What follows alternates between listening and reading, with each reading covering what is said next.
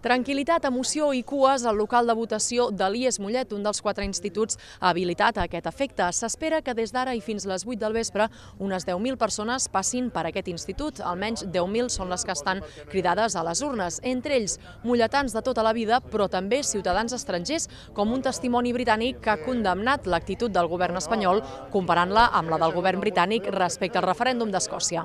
Avui voto perquè he llegit Homenatge a Catalunya de George Orwell, que m'ha influenciat molt. També per les làgrimes de Pau Casals quan va tocar el Cant dels Ocells en cada concert en l'exili de Catalunya. El govern britànic ha donat el dret a un referèndum. El govern espanyol no ha donat el dret a un referèndum. A les germanes Núria i Montserrat Riera els sobraven els motius per anar a votar aquest 9 de novembre.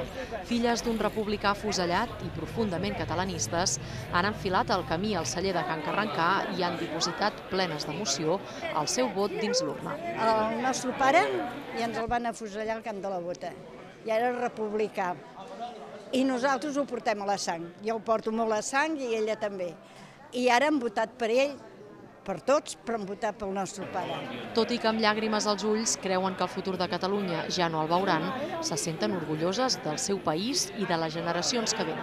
Catalunya lliure no ho veuré, perquè és molt difícil, però ja li dic al meu net, jo ja estaré morta, però tu vens al cementiri i em dius, ja som lliures. I no m'ho hagués pensat mai que arribaríem. I estic però molt emocionada, estic molt contenta i és que no us ho podeu imaginar el que jo sento dintre meu. La tenacitat d'alguns per votar ha anat més enllà de la burocràcia. És el cas de la Teresa Calabuig, que amb 94 anys ha arribat a pensar que el seu DNI, ja caducat, li impediria exercir el seu dret. Finalment, però, no ha estat així. M'emociono perquè és una cosa que és de tothom, no? I com que jo he viscut l'època de Franco, això ja semblava ara l'època de Franco ja.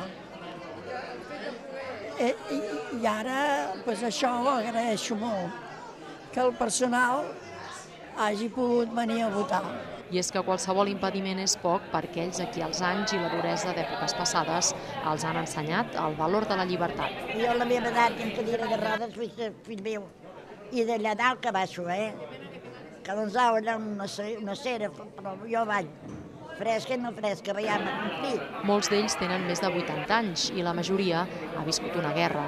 La gent gran és un dels sectors que més s'ha mobilitzat durant aquest 9N i els motius que els han empès a fer-ho han estat, en molts casos, sentimentals i de justícia històrica.